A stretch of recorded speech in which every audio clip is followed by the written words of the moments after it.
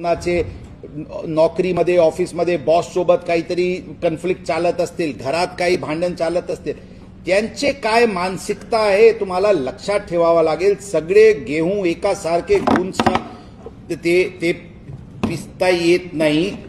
आपल्याला त्यांच्याशी चांगली वागणूक करणे अत्यंत गरजेचे आहे आणि त्यांचे स्ट्रेस लेवलच्या आधारेवर त्यांचे कधी कधी अग्रेसिव्ह भूमिका तुमच्यासोबत असू शकते.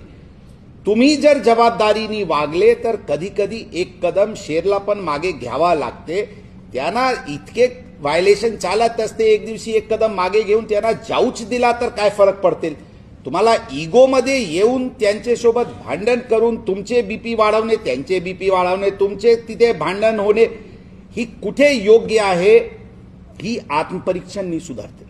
कोणी बुजुर्ग व्यक्ती आहे, कोणी महिला आहे, काही ट्रिपल सीटवर फॅमिली हस्बंड वाईफ दोन मुले चालत असतील, त्यांच्यासोबत ट्रिपल सीटचे कारवाई करून काय सिद्ध होणार. ट्रिपल सीट जे कानाला वेगवेगळे प्रकारचे बाली घालून ट्रिपल सीट बाल वेगवेगळे प्रकारे काटून ते हिरो सारखे रस्त्यावर चालत आहे. त्यांना तुमची दणका जरी पडली तर एक वेळा दणका म्हणजे दणका नको देवा, लेकिन त्यांना थोडा तर ती केले तर समजतो. परंतु फॅमिली वगैरे आता मी बघितले परवाची एक व्हिडिओ. तुम्ही एका कॉन्स्टेबल, एका व्यक्ती और उसके पीछे बैठा, त्याचे मागे बसलेले एक त्यांचे वडील असतील किंवा सिनियर सिटीजन होता, त्या कर्मचारी त्या व्यक्तीसोबत भांडण करून हाताने मारून त्यांचे मोबाईल फेक. काय सिद्ध होते तुम्ही सांगा बघा. आणि त्याच्यानंतर उत्तर ट्रॅफिक चौकीचे इंचार्जचे आला. मी सांगितले झेंडे जावाला एकदम चुकीचे उत्तर आहे. त्यांनी ते उत्तर दिला होता चौकी इंचार्जनी की काहीतरी गाडी उचलत होते आणि त्यामध्ये गलतीचे ते मोबाईल पडून गेला. दिसते हो, ते प्रत्येक दिसत नाही तरी पण व्हिडिओला दिसते. आज व्हिडिओचे जमाना आहे. कशासाठी हे करून काय सिद्ध होते. त्यांच्याशी भांडणच करायची काय गरज आहे. आणि त्याच्यासाठी प्रामाणिकता.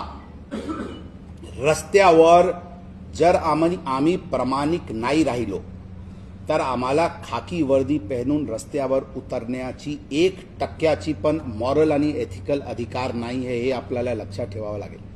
आम्ही इन्फोर्समेंट करतो. इन्फोर्समेंट आम्ही फाईन कलेक्ट करायसाठी कधी करत नाही.